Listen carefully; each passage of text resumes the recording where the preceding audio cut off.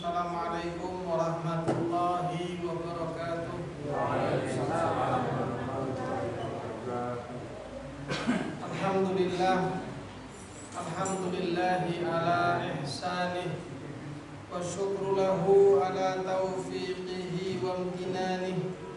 Asyhadu an la ilaha illallah wahdahu la syarika lah ta'ziman li sya'nih, wa asyhadu anna Muhammadan abduhu wa rasuluhu da'i ila ridwanih sallallahu alaihi wa ala alihi wa sahbihi wa ikhwanih.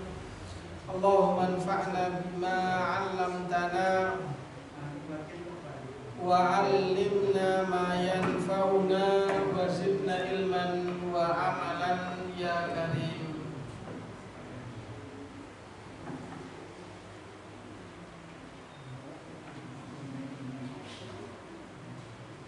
Kaum muslimin, Bapak Ibu jamaah yang dimuliakan oleh Allah Subhanahu wa taala, marilah kita memanjatkan segala puji dan syukur kita kepada Allah taala atas limpahan karunia, limpahan anugerah yang banyak sekali Allah taala berikan kepada masing-masing kita, yang mana sampai dengan saat ini kita masih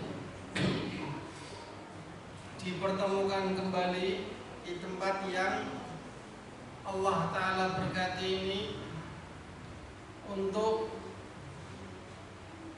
duduk bersama, bertatap muka, mengkaji perihal keislaman kita. Ini merupakan satu kebaikan, satu keutamaan yang tentunya menjadi sebab kita mendapatkan derajat yang tinggi di sisi Allah Subhanahu wa taala.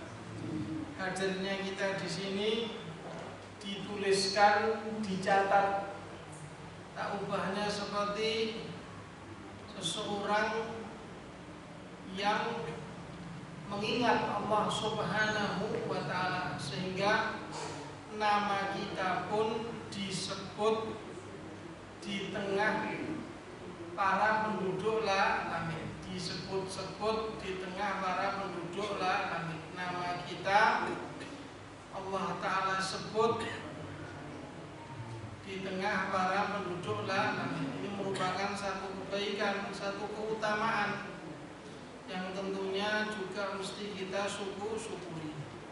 Semakin kita sering datang duduk pengajian, ternyata kita termasuk orang yang namanya harum di tengah para malaikat. Sehingga apa? Sehingga ketika kita nantinya mendapati suatu ujian, cobaan, musibah, hal-hal yang tidak diinginkan, kita pun akan segera mendapatkan pertolongan Allah Subhanahu wa taala. Mengingat apa? Mengingat nama kita telah harum di tengah para malaikat. Ini satu keutamaan, satu kebaikan yang semoga nantinya bisa kita banggakan di hadapan Allah Subhanahu wa ta'ala. Ya. Ini jamaah yang dimuliakan oleh Allah Subhanahu wa ta'ala. Berikutnya salawat dan salam semoga selalu terlimpahkan bagi Nabi kita Muhammad sallallahu alaihi wasallam. Kaum muslimin, Bapak Ibu jamaah yang dimuliakan oleh Allah Subhanahu wa taala, kita akan melanjutkan pembahasan kita, kajian kita, yaitu terkait dengan al-wajiz, yaitu fikih praktis. Apa? Fikih praktis. Ya. pembahasan masalah apa? Fikih. Ya, kita akan bahas dalam pembahasan masalah fikih. Dan kita masuk kepada pembahasan berikutnya, yaitu pembahasan seputar haid dan nifas. Apa? Haid dan nifas. Ya, haid dan nifas.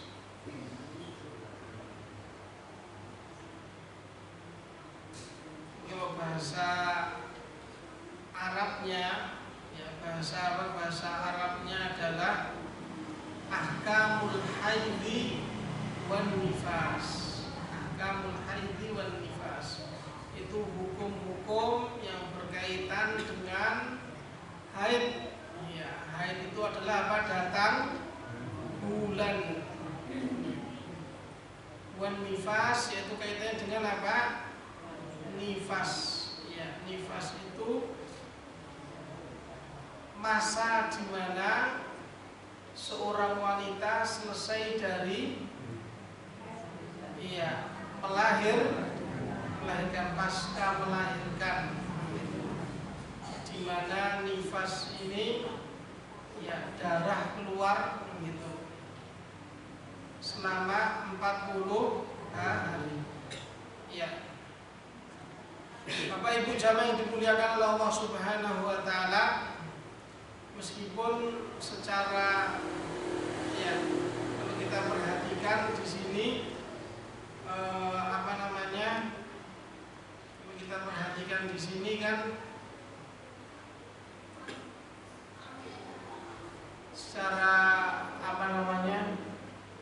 pembahasan ini kan khusus untuk siapa? Wanita. Tapi pada hakikatnya ya jamaah yang dimuliakan Allah Subhanahu wa taala, ya memang benar ini berkaitan dengan siapa? Seorang wanita. Tapi ketahuilah bahwasanya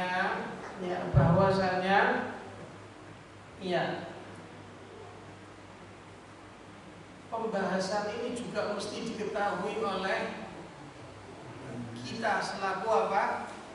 Laki-laki, karena ini juga berkaitan ya keberadaan, mungkin dia adalah seorang suami bagi istrinya, ayah bagi anak wanitanya yang gitu, anak perempuannya yang gitu, atau mungkin anak dari ibunya. Jadi tidak ada alasan kalau kemudian kita ya berusaha untuk apa? Tidak tahu. Ini satu hal yang menggelitik. Jadi kita dituntut untuk apa? Untuk yang mudeng, untuk faham. Tidak boleh tidak faham. Demikian. Ini jamaah yang dimuliakan oleh Allah Subhanahu wa taala. Kita langsung baca saja. Di sini dikatakan al-haidu yang namanya haid adalah adamul ma'rufu indan nisa,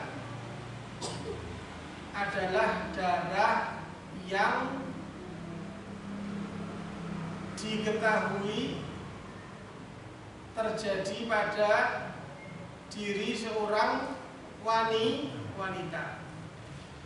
Ya, wala hadda fi syar'i li aqallihi wa aktsarihi, dan tidak ada batasan dalam syariat ya masa sedikitnya atau banyaknya, ya masa pendek atau lamanya dalam syariat. Artinya masa datang bulan ini di dalam syariat itu tidak ada batasan ketentuannya. Artinya apa? Bisa lama, bisa sebentar. Wa inna ma yurja'u fihi ilal adati. Akan tetapi ya mengetahuinya cukup dikembalikan kepada kebiasaan-kebiasaannya. Ini kalau penjelasan kitabnya demikian. Saya berusaha untuk menyederhanakan. Jadi yang namanya al-haidu dalam bahasa Arab, datang bulan itu dalam bahasa Arab disebut dengan al-haidu. Haid itu serapan dari bahasa Arab. Ya, itu artinya adalah sesuatu yang mengalir. Sesuatu yang apa? Mengalir. Sesuatu yang mengalir. Ya, dan menurut istilah, ya, menurut syariat, yang namanya haid itu adalah darah yang dialami oleh seorang wanita secara alami. Secara apa? Saya ulang lagi, darah yang terjadi pada wanita secara alami, yang dialami seorang wanita, yang terjadi pada seorang wanita secara alami, bukan karena suatu sebab, dan haid ini terjadi pada waktu tertentu. Jadi ada 3 hal. Yang pertama adalah darah yang dialami atau darah yang terjadi pada wanita secara alami. Jadi yang namanya wanita ya mesti datang bulan. Artinya yang namanya haid itu adalah normal apa? Iya. Sesuatu yang wajar manakala dia adalah seorang wanita. Dan ini tidak akan mungkin terjadi pada selain wanita. Gitu. Di darah yang terjadi pada wanita secara alami, normal. Itu yang pertama. Yang kedua, bukan karena suatu sebab. Maksudnya apa? Bukan karena suatu sebab. Jadi keluarnya darah pada seorang wanita itu ya dikatakan normal ketika pada masanya, itu masa datang bulan. Ketika di luar masa datang bulan, berarti darah tersebut bisa jadi ya darah penyakit atau yang disebut dengan istihadah. Apa? Istihadah itu kalau ya darah keluar di luar masa datang bulan. Dan itu juga ada ciri tersendiri. Yang namanya laki-laki kudu mudeng. Kalau dia punya istri harus tahu, kan gitu. Harus ngerti, jangan embuh-embuh kan gitu. Itu ya bukan suatu penyakit, juga bukan darah tersebut keluar karena luka, bukan. Bukan. Atau mungkin karena disebabkan keguguran, itu juga bukan. Atau mungkin kelahiran. Kalau terjadi di antara sebabnya kelahiran, maka itu disebut dengan nifas. Disebut dengan apa? Nifas. Ya. Jadi poin yang kedua tadi adalah apa? Bukan karena suatu sebab, entah itu penyakit, entah mungkin keguguran, atau mungkin luka, atau mungkin kelahiran. Ya, dan definisi tadi disebutkan dan terjadi pada waktu bukan setiap hari. Jadi yang namanya datang bulan itu ada masanya. Ada apa? Masanya. Jadi kita juga harus tahu, jangan kemudian ya mohon maaf ini ya mungkin istri atau mungkin anak perempuan ditanya tidak sholat, liburnya berpanjangan terus. Oh ternyata terjangkiti penyakit keset. Jelas bahaya gitu. Jelas ya, demikian. Jadi ada masanya, ada masanya. Jadi yang namanya haid itu adalah darah yang wajar, normal, bukan ya disebabkan oleh penyakit, juga bukan karena luka, keguguran, atau mungkin kelahiran. Dan yang namanya haid itu ya tentunya terjadi dialami oleh seorang wanita berbeda sesuai kondisi, lingkungan, dan iklimnya. Saya jelaskan lagi, berbeda sesuai apa? Kondisi, lingkungan, dan iklimnya. Sehingga terjadi perbedaan yang nyata pada setiap wanita. Jadi gini Pak, penjelasan sederhananya demikian, biar jenengan tidak mumet. Bagaimana? Itu penjelasannya demikian. Jadi yang namanya antara satu wanita dengan lainnya itu berbeda. Kalau berbicara apa? Masa datang bulan. Dan yang namanya haid itu, yang namanya datang bulan tersebut terjadi ya sesuai dengan kondisi, lingkungan, iklim wanita tersebut. Artinya apa?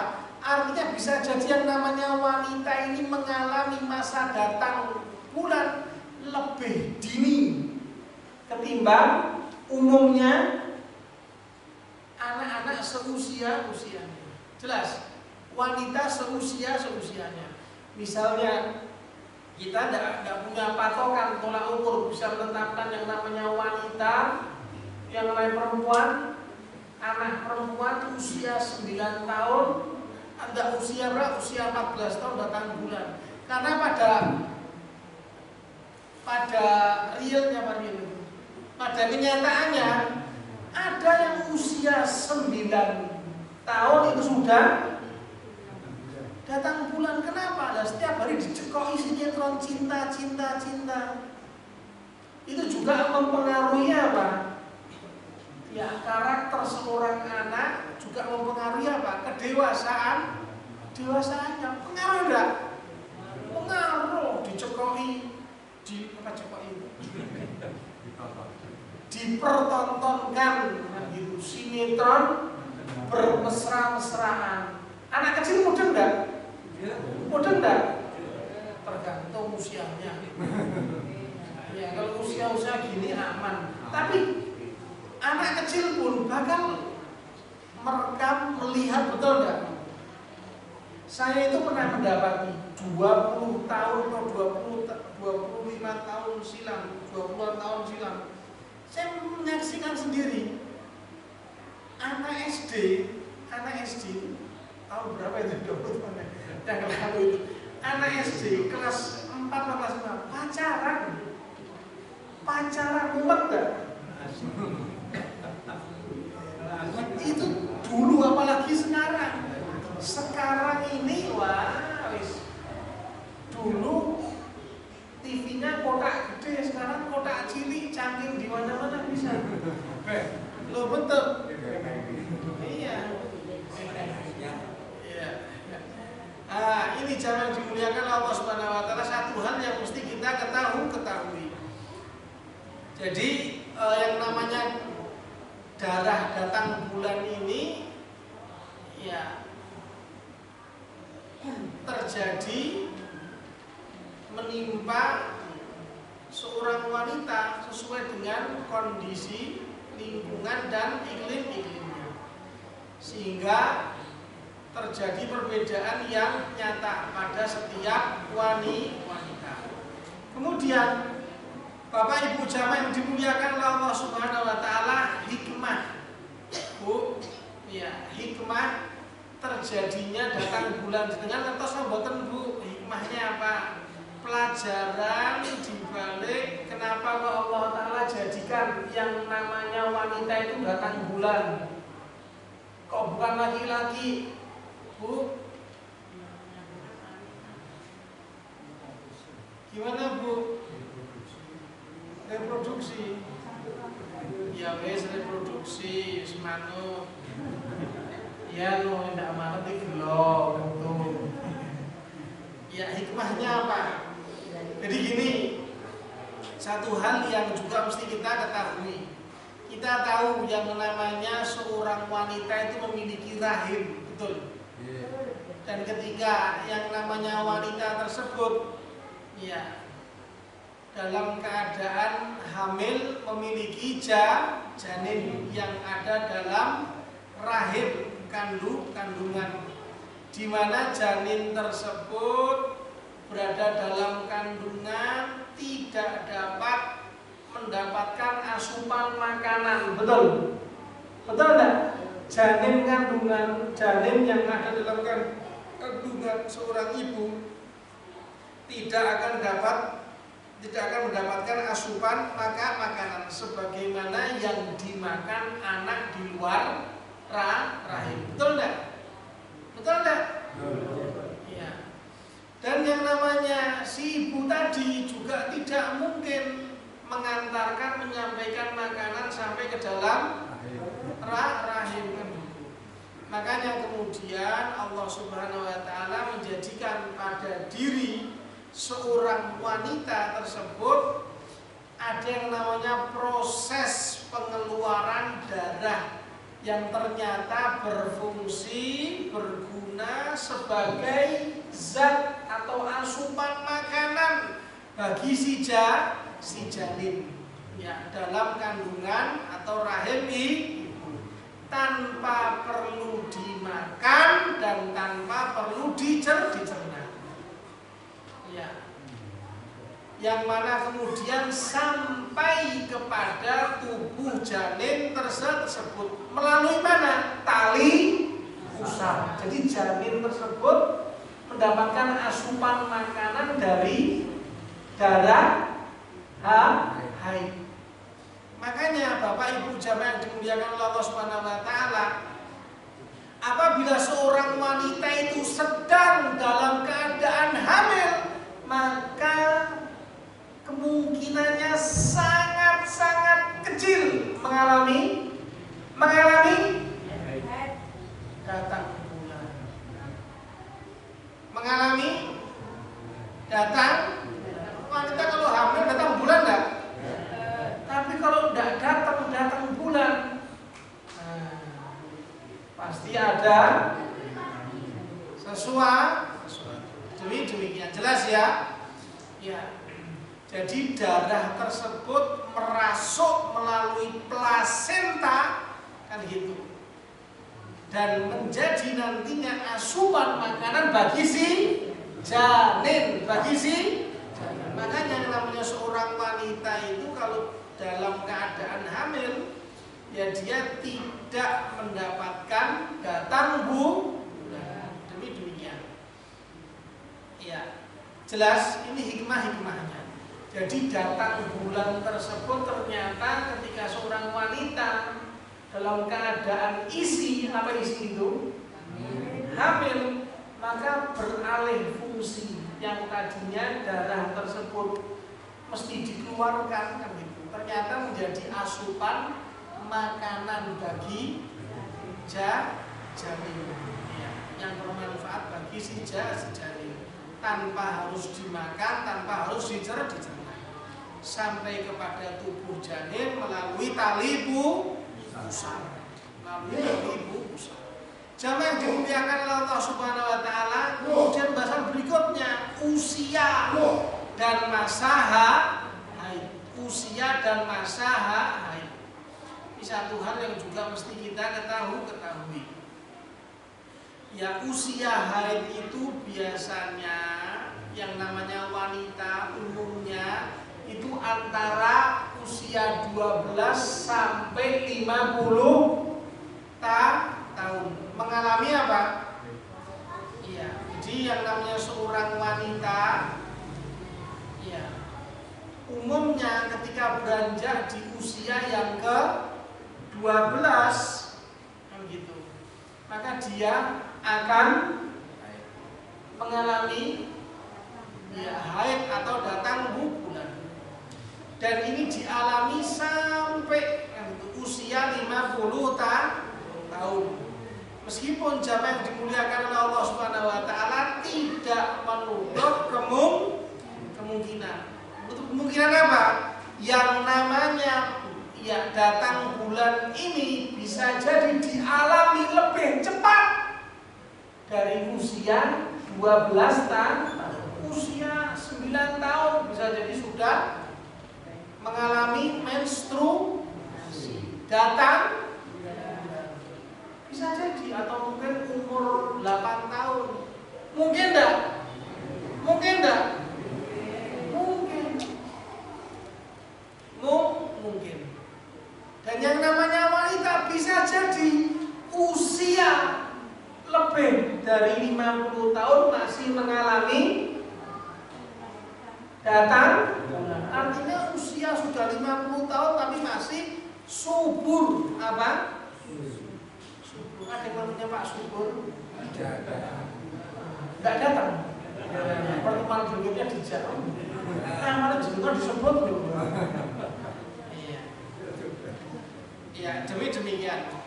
Maka jamaah yang dimuliakan Allah Subhanahu wa taala, meskipun para ulama berusaha menjelaskan, memberikan pendekatan, memberikan apa? Pendekatan, tetapi ternyata ya ini cuma gambaran saja. Pada nyatanya bisa jadi yang namanya anak perempuan mengalami menstruasi lebih dini dari umumnya anak perempuan. Jadi kalau kita punya anak perempuan, Pak, masih apa? Iya, mau beranjak artinya mungkin SD, kita juga harus peka itu gelagatnya bagaimana, harus tahu. Diawasi, jangan kemudian anaknya diucul kan demikian. Jelas ya? Demikian. Yang namanya istri kita, yang namanya anak perempuan kita dimintai pertanggungjawaban oleh Allah Ta'ala nantinya kelak. Kan gitu. Bahkan ditanya, kita harus mudeng. Memang yang namanya laki-laki tidak mengalami datang bulan, tapi dia memiliki istri, memiliki anak perempuan, atau juga memiliki saudara perempuan, atau mungkin demikian. Ya, jadi ini cuma gambaran saja. Di 12 tahun itu umumnya, 50 tahun itu umumnya. Bisa jadi 50 tahun lebih masih apa? Ya, masih mengalami menstruasi. Kemudian sekarang masanya, apa masa itu?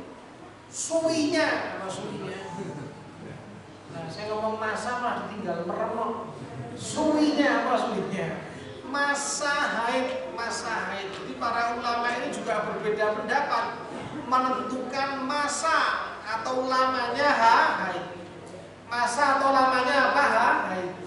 Jadi polemik ini perdebatan di tengah para ulama. Ini genahnya berapa lama sih? Ternyata antara satu wanita dengan lainnya itu berbeda. Nah, taunya dari mana?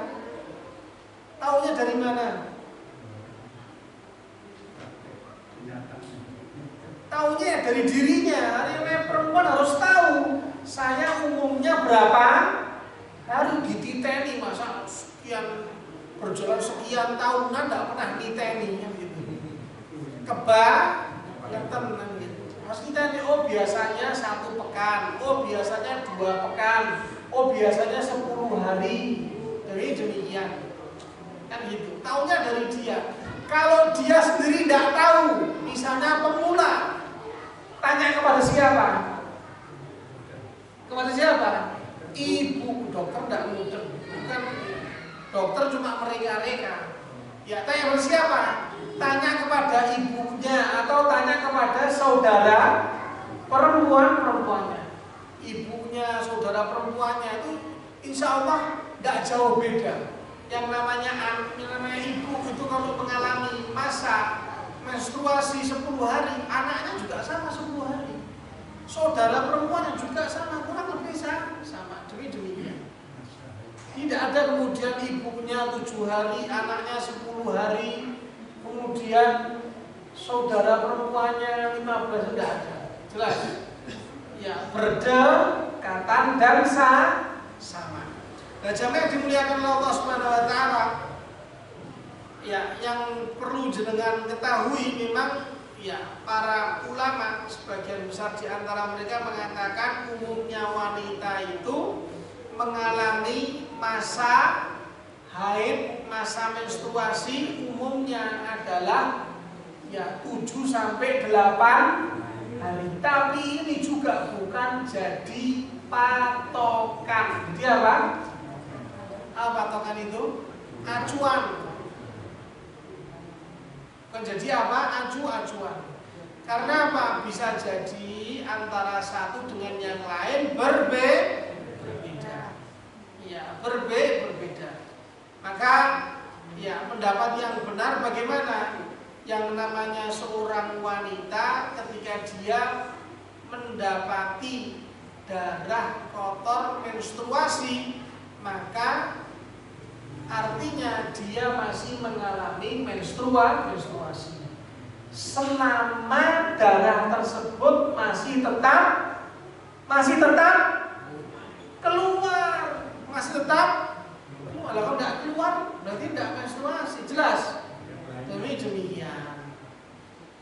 Ya, kalau masih tetap keluar dan darah tersebut darah kotor menstruasi, maka dia masih dalam mengalami masa haid atau datang bulan. Bisa jadi ya kalau para ulama menjelaskan yang paling lama itu 15 hari dengan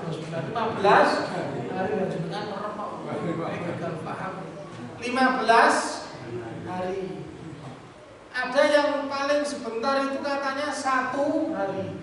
Tapi jarang-jarang iya 1001 sangat jarang. Umumnya ya sepekan 8 demikian. Ini jamaah yang dimuliakan Allah Subhanahu wa taala. Kenapa kita mesti tahu hal ini? Karena ternyata ini berhubungan berkaitan dengan ibadah. Dengan apa? Iya, ibadah. Yang berkaitan dengan syariat. Berkaitan dengan syariat. Ya, ini datang bulan. Kalau nifas itu artinya ada mulkhariju bisa babil wiladah. Darah yang keluar disebabkan seorang wanita selesai dari proses melahirkan. Dan yang namanya darah nifas itu tidak lebih dari 40 hari. Pak yang di luar, itu yang di dalam berarti kan tidak lebih dari 40 hari. Jadi kalau lebih dari 40 hari darah masih tetap keluar, ya artinya apa? 40 hari tet mandi apa? Mandi besar keramas kan gitu. Sholat apa? Sholat. Nggak boleh kemudian ada yang saya pernah dikunjungkan itu grup wanita bersalin. Itu ada yang ngawur lagi. Nifasnya itu 60 hari, Mas. Mencurigakan ini. Iya, artinya emang ada modus kan gitu. Ini makanya penting datang duduk pengajian itu penting enggak? Penting. Kalau enggak gitu belajar. Singapura gitu. Demikian. Iya. Jamaah yang dimuliakan Allah Subhanahu wa taala, kalau kita berbicara apa? Datang bulan, maka ada beberapa hal yang mesti kita ketahui.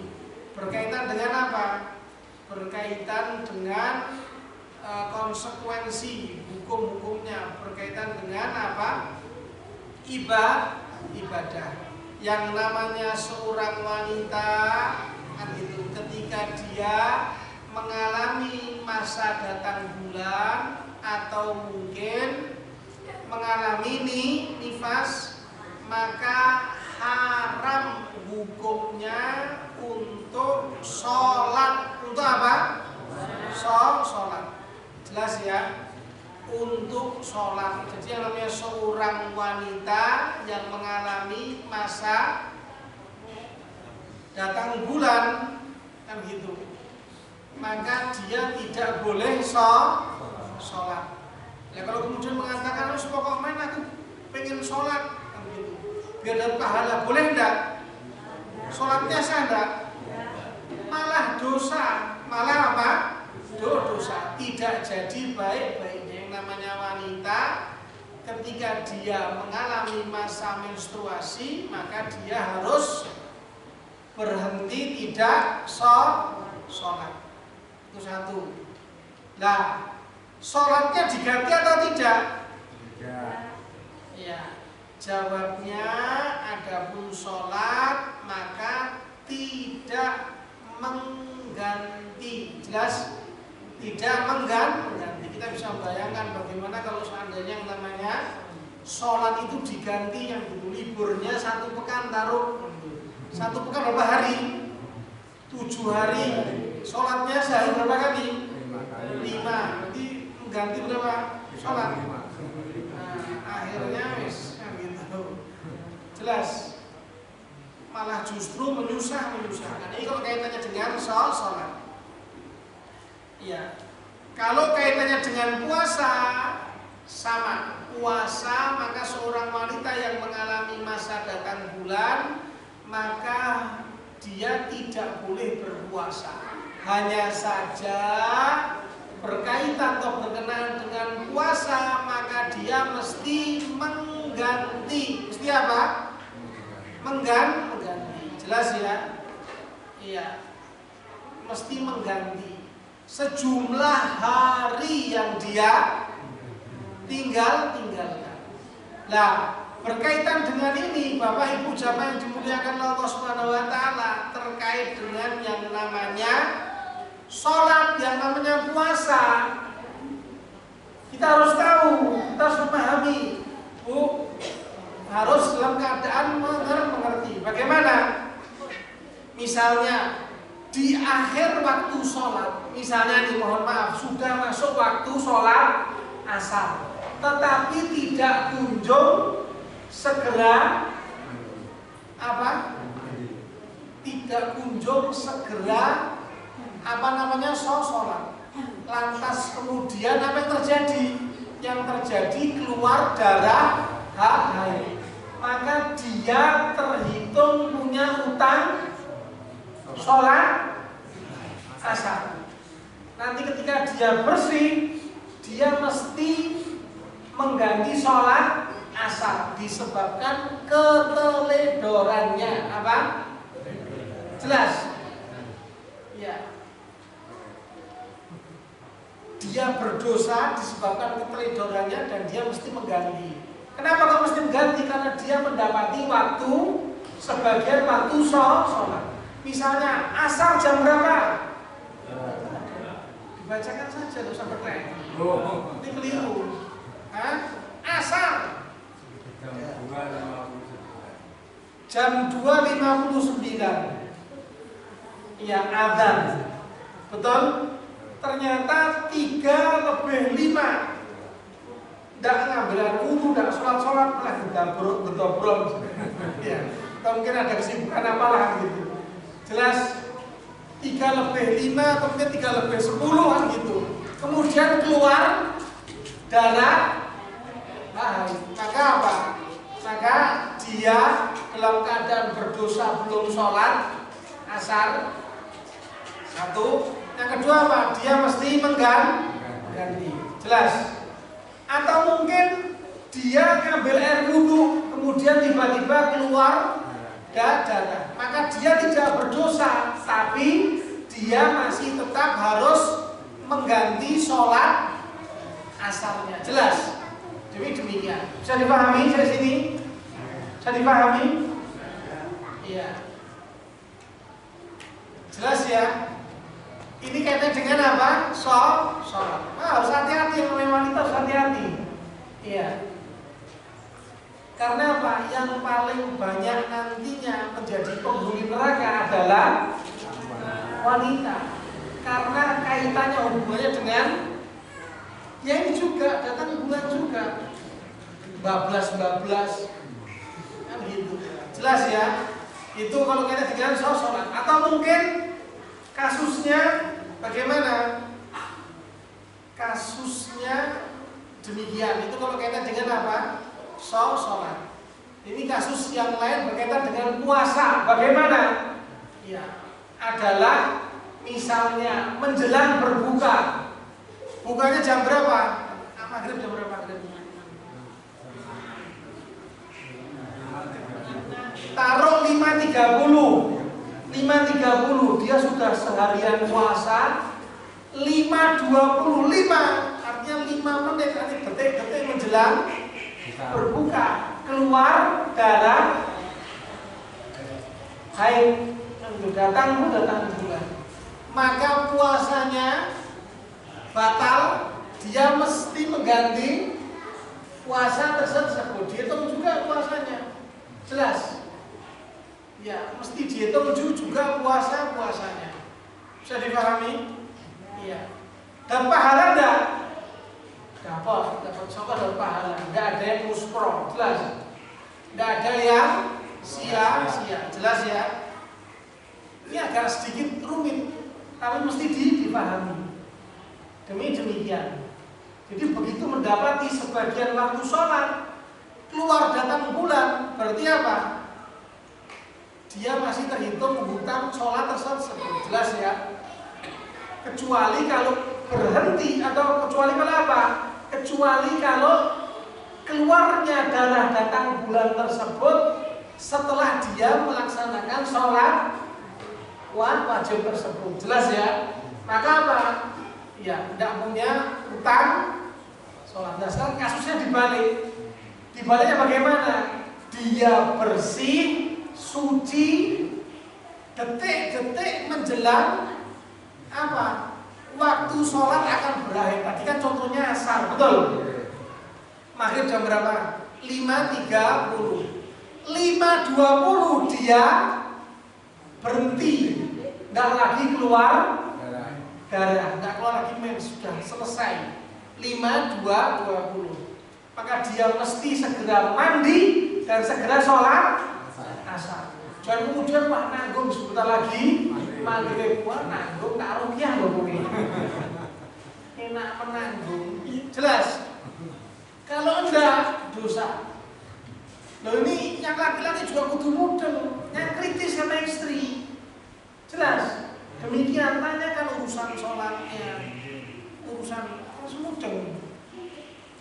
Diingatkan, jangan sampai ya harus perhatian, harus mengganti sholat asar. Nah sekarang Pak, ganti sholat asar itu piye caranya?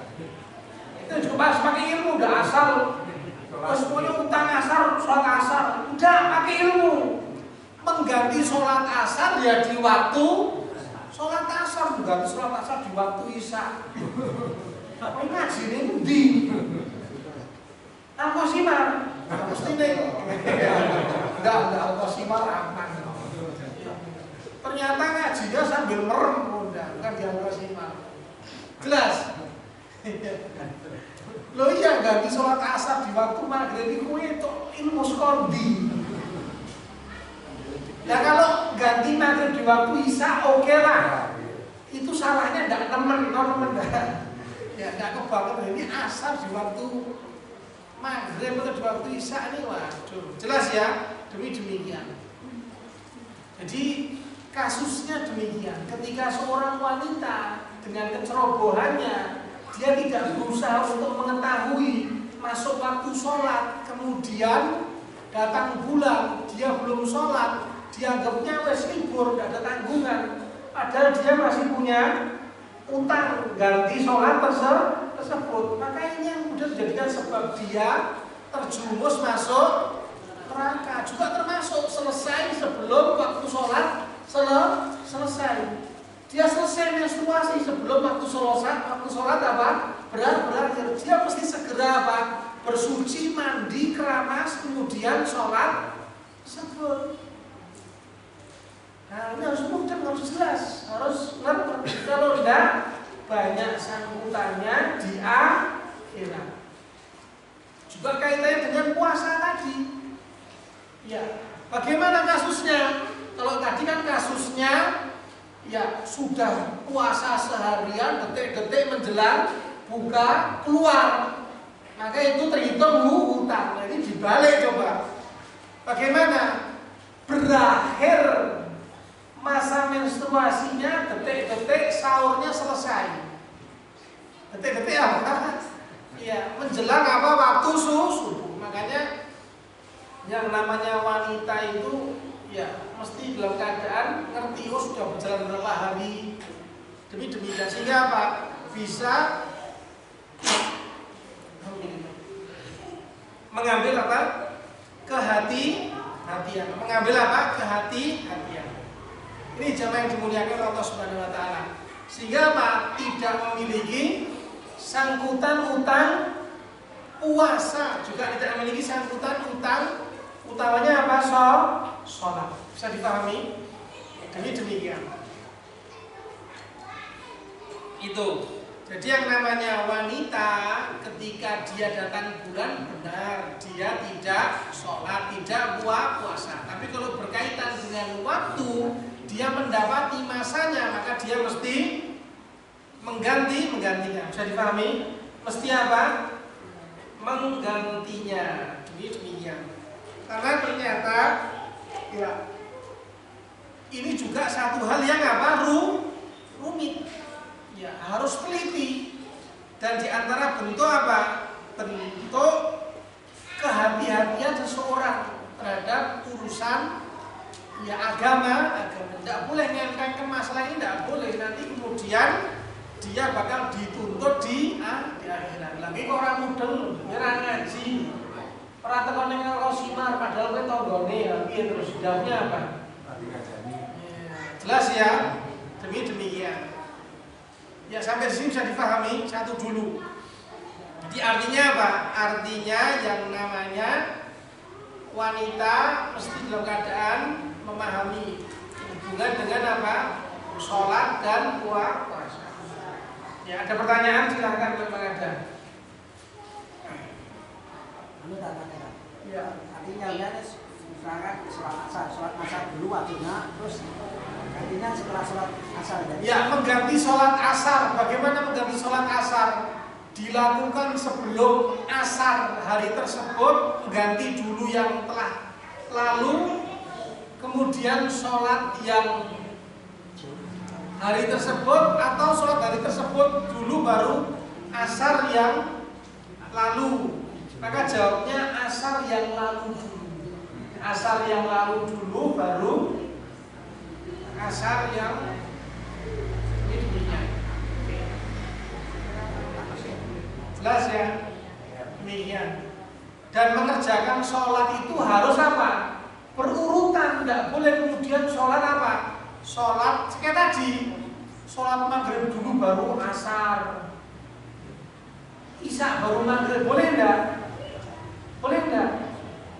Iya. Enggak boleh.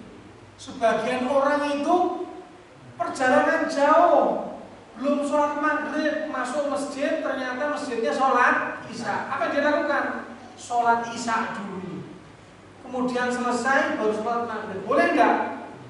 Boleh enggak? Ada yang jawab boleh, kita ngaji di. Enggak boleh. Enggak boleh. Kemudian juga jangan ngawur. Ada perbedaan pendapat kowe karo sapa. Jelas. Tidak ada. Jadi mengerjakan sholat itu secara berurutan. Satu, kan itu. Kemudian sesuai dengan waktunya. Asar dikerjakan di asar, maghrib dikerjakan di maghrib. Kalau kaitan dengan orang yang mengadakan perjalanan jauh, itu karena memang ada udzur, ada apa? Alasan yang membolehkan. Lantas bagaimana? Ya kamu imamnya sholat isya, kamu sholat maghrib, tidak apa-apa. Nanti imam itu bangkit rakaat ketiga, berdiri, kamu duduk tasyahud akhir. Perhatikan sini, kamu duduk tahiyat, nunggu sampai imam at-tahiyat, nanti kamu salam bareng. Itu satu. Atau kalau itu imam berdiri, kamu at-tahiyat, kamu salam, kemudian kamu gabung lagi. Niatnya sholat isya. Gitu. Semua pakai ilmu, jangan kemudian asal. Demikian. Allahu a'lam. Demikian. Jelas? Ada pertanyaan? Ibu-ibu tidak ada yang tanya nih, wah jangan-jangan pengajian dewe. Pripun Bu? Aman? Iya, oh keturun. Aman senengnya. Iya. Boleh. Misalnya kita itu kan perjalanan Solo ke Semarang. Solo Semarang. Ya. Nanti dari Semarang itu sudah menjelang Isya. Nah, tadi kan saya itu mengikuti niatnya Isya atau masjid. Kan dia mandi dulu ya. Iya, dari jenengan berangkat jam berapa nih? Kan dari misalnya dari sini kan jam 5. Iya, kalau jam 5 kan sana kan sudah Isya. sudah Isya. Kemudian masuk masjid. Lah, sholatnya ada sholat Isya. Iya. Ya, jadi mereka biar sholat Isya jenengan sholat maghrib. Oh iya. Nanti bagaimana rokaatnya menyesuaikan. Kalau jenengan masuk di rokaat kedua, pokoknya ikut imam wae. Masuk rokaat kedua, imam salam ya jenengan ikut salam. Meskipun jenengan apa? Atahiyat terus tiap rokaat. Tidak apa-apa. Jelas. Jadi kita tidak boleh melakukan gerakan selain gerakan imam. Jelas. Tidak boleh mendahului imam, tidak boleh menyamai imam, juga tidak boleh sengaja telat dari gerakan imam, kecuali dalam kondisi keadaan yang diperbolehkan kayak tadi. Masuknya bareng rokaat pertama, nanti rokaat ketiga jenengan duduk, tasyahud akhir, tenang, kan gitu. Nanti imamnya menyempurnakan rokaat keempat duduk tasyahud akhir tahiyat, jenengan ikut salam, imam salam dengan ikut salam. Atau rokaat ketiga jenengan tasyahud akhir salam, kemudian jenengan nyusul ikut gerakan imam berikutnya niat sholat Isya. Jelas ya? Kita ajari. Dan pinter loh, saya bukan keminter, bukan, artinya tugas saya untuk memahamkan gitu. Ya. Apa namanya? Jangan sampai melakukan kesalahan. Kalau jenengan masuk rokaat ketiga, berarti jenengan dapat 2 rokaat, tinggal tambah 1, selesai. Iya. Dan jangan wedi diploroi sama orang-orang. Apa namanya? Ada yang kemudian diploroi, dipelototin gara-gara ini kok sholatnya unik sendiri. Yang unik itu mereka, kenapa kok harus melotot? Berarti adanya apa? Pernah tahu? Ngaji.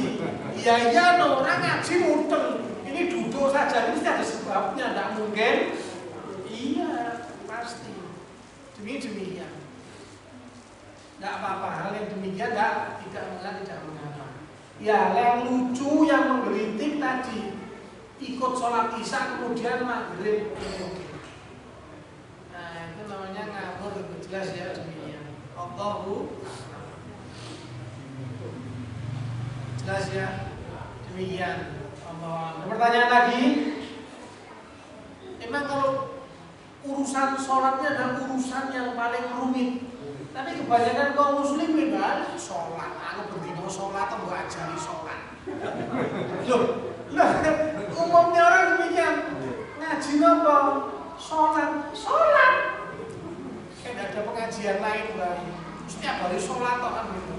Ternyata sholatnya kita itu kita dapatkan dari turun temurun. Ternyata pada kenyataannya banyak salahnya, catatan merahnya ketimbang benarnya. Jadi kalau bicara ibadah yang paling angel apa? Sholat, bukan yang lain. Ibadah yang gampang, puasa. Tapi justru yang paling banyak pertanyaannya puasa. Ustaz, puasa boleh enggak menelan ludah? Menelan ludah ya batal. Ludahnya temanmu. Ludahmu dewe ya. Sakarepmu. Jelas ya demikian. Ya aneh-aneh lah jamaahnya aneh-aneh. Demikian Allah. Ada pertanyaan Pak? Oh ada pertanyaannya. Kapan selesainya? Ya sudah.